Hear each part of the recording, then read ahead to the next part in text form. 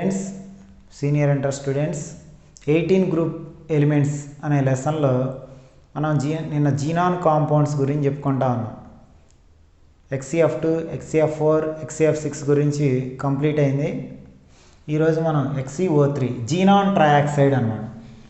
Hydrolysis of xenon hexafluoride hydrolysis చేస్తే xenon trioxide and hydrogen fluoride ఏర్పడుతుంది అన్నమాట.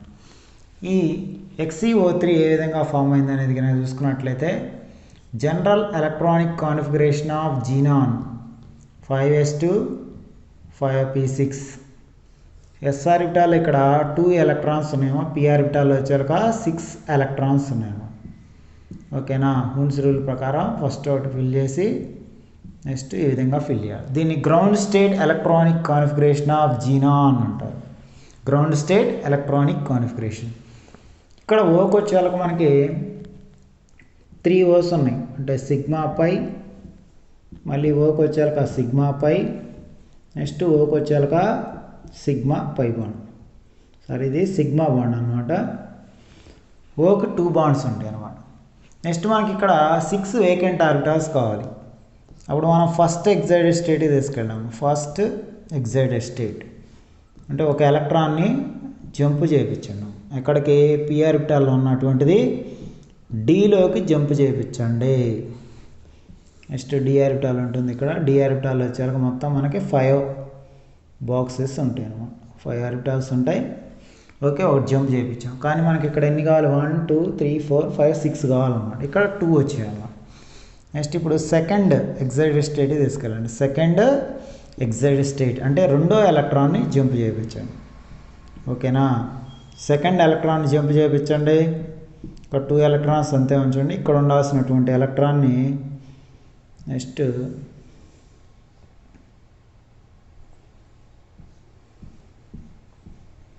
చూడమ్మా, ఇక్కడ జంప్ చేయించాం. ఇప్పుడు 4 వేకెంట్ ఆర్బిటాల్స్ వచ్చాయి. నెక్స్ట్ ఇంకా 6 కావాలి కాబట్టి నెక్స్ట్ థర్డ్ ఎగ్జైటెడ్ స్టేట్ తీసుకెళ్ళాం. థర్డ్ ఎగ్జైటెడ్ స్టేట్ అంటే నెక్స్ట్ ఇంకొక ఎలక్ట్రాన్ని జంప్ చేయించండి.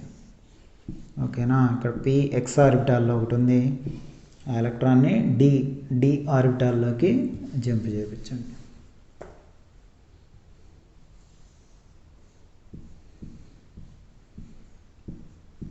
ఇప్పుడు చూడమ్మా, 6 ఆర్బిటాల్స్ వచ్చినాయి అన్నమాట. ఇక్కడ మనం చూసుకున్నట్లయితే ఓ యొక్క సిగ్మా బాండ్, ఇక్కడ ఓ యొక్క సిగ్మా బాండ్, ఇక ఓకు సంబంధించిన పై బాండ్ అంటే ఓకు వచ్చాక 2 బాండ్స్ ఉంటాయి. ఒకటి సిగ్మా, రెండోది పై బాండ్. ఇక్కడ ఓ యొక్క పై బాండ్, ఇక్కడ ఓ యొక్క పై బాండ్ అన్నమాట. మనం హైబ్రిడేషన్ తీసుకునేటప్పుడు ఇక్కడి నుంచి ఇక్కడ వరకు హైబ్రిడేషన్ తీసుకోవాలి. ఎందుకంటే లోయర్ క్లాస్లో మనకు వస్తుంది sigma bond strong, pi bond weak bond కాబట్టి మనం కన్సిడర్ చేయట్లా. ఇప్పుడు హైబ్రిడేషన్ వచ్చాక ఒక s ఆర్బిటాలు 3 p ఆర్బిటాల్స్ అనేవి కంప్లీట్గా ఫిల్ అయ్యింది. పై బాండ్ అనేది వీక్ బాండ్ కాబట్టి తీసుకోవట్లేదు. చూడండి, నేను రాసినట్లు XCO3లో సెంట్రల్ యాటమ్ ఏముంటుందంటే ఇక్కడ జీనాన్ ట్రయాక్సైడ్లో సెంట్రల్ యాటమ్ ఏంటంటేనేమో జీనాన్ అనమాట. ఓకేనా, next hybridization. Next one hybridization. ఇప్పుడే మనం తెలుసుకున్నాం. హైబ్రిడేషన్ వచ్చాక sp3 హైబ్రిడైజేషన్. ఒక s orbital 3 p orbitals fill అయినాయి అనమాట. ఈ పై బాండ్స్ కన్సిడర్ చేయట్లేదు. నెక్స్ట్ డయాగ్రామ్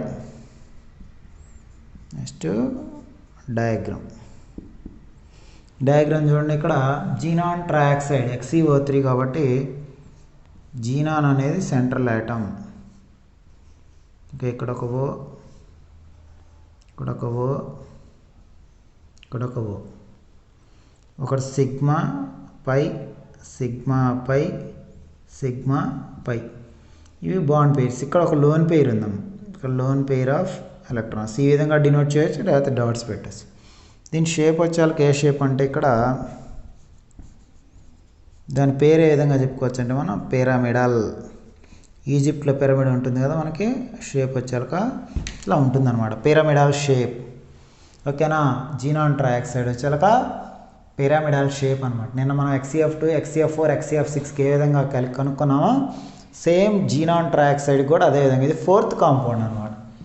నిన్న మనం XeF2 అనేది ఫస్ట్ది, XeF4 సెకండ్, XeF6 అనేది ఈ 3rd కాంపౌండ్, ఇది 4th కాంపౌండ్ అన్నమాట. ఓకేనా, ఇది జాగ్రత్తగా కాపీ చేయండి. అది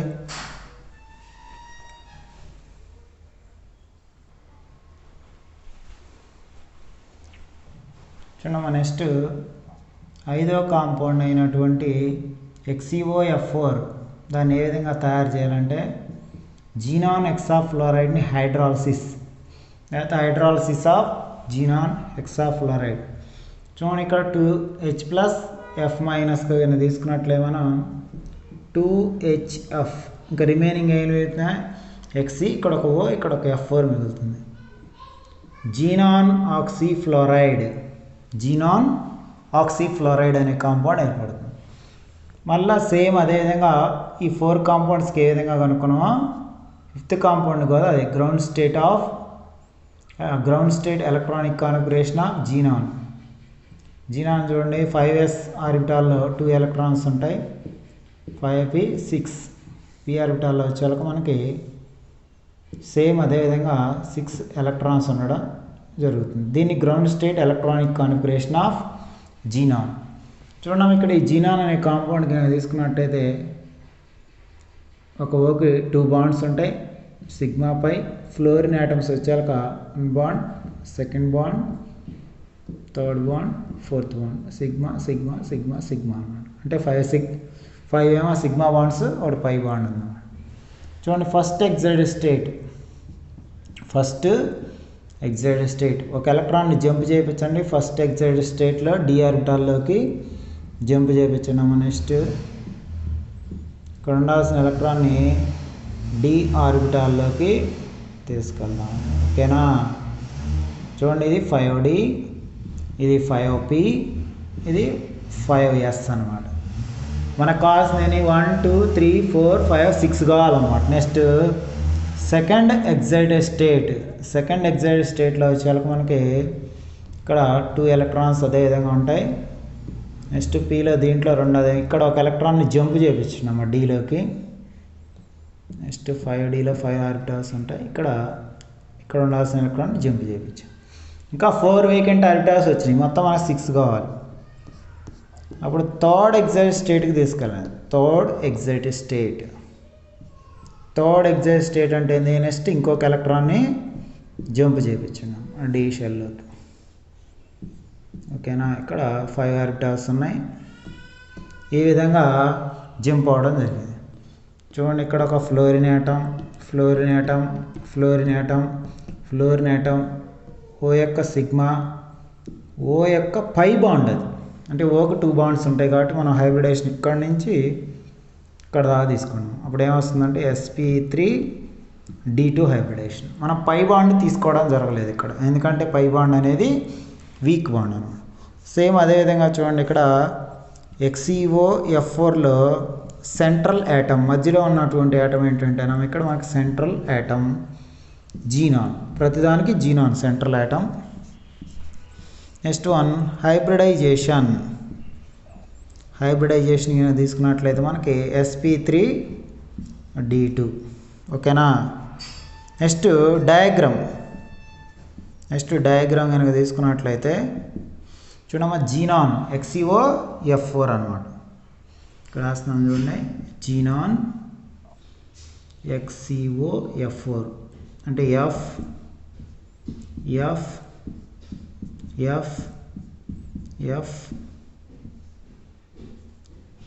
O.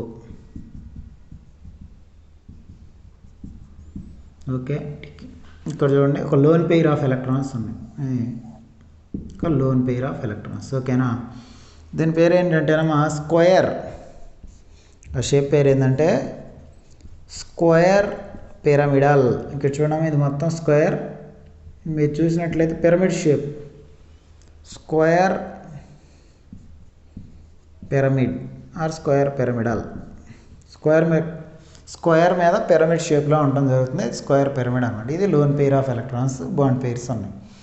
ఓకేనా, చూడండి XeO3 జీనాన్ ఆక్సీఫ్లోరైడ్ ఏ విధంగా తయారు చేసామంటే hydrolysis of xenon hexafluoride to form xenon oxyfluoride అన్నమాట. జనరల్ ఎలక్ట్రానిక్ కాన్ఫిగరేషన్ కనుక జీనాన్ కనుక ఎలక్ట్రాన్ విన్యాసం తీసుకుంటే 5s2 5p6 ground state, excited state, second excite, third excite. Copy చేయండి అది జాగ్రత్తగా.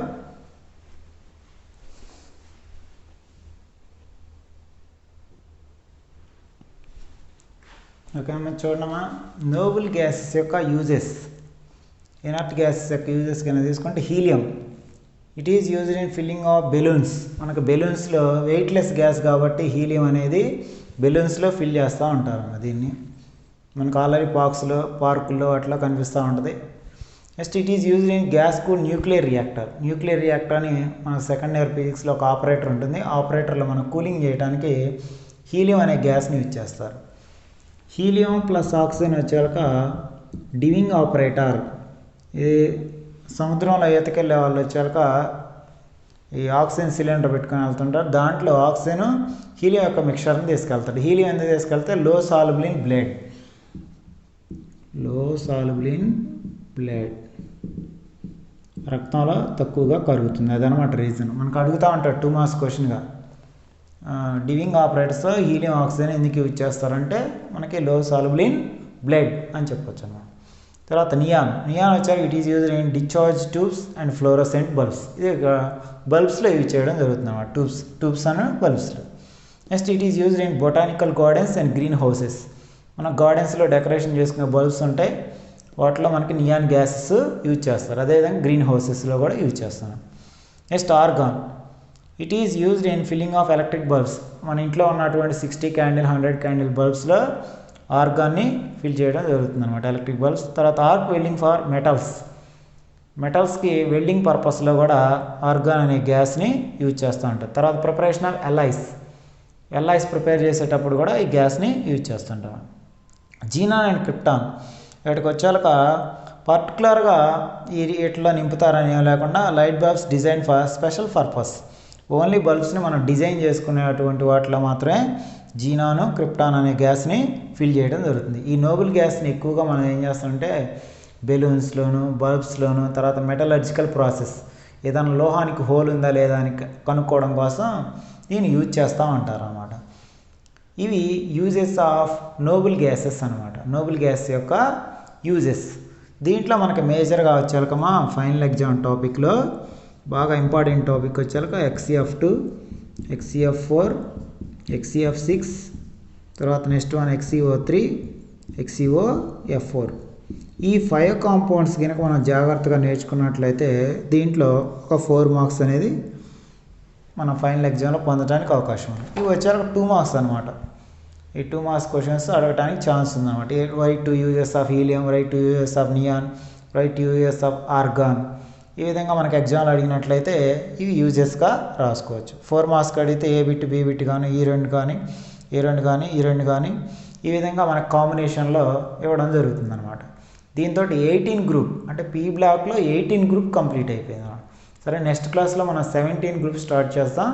ఓకే, ఇంతవరకు జాగ్రత్తగా చదవండి.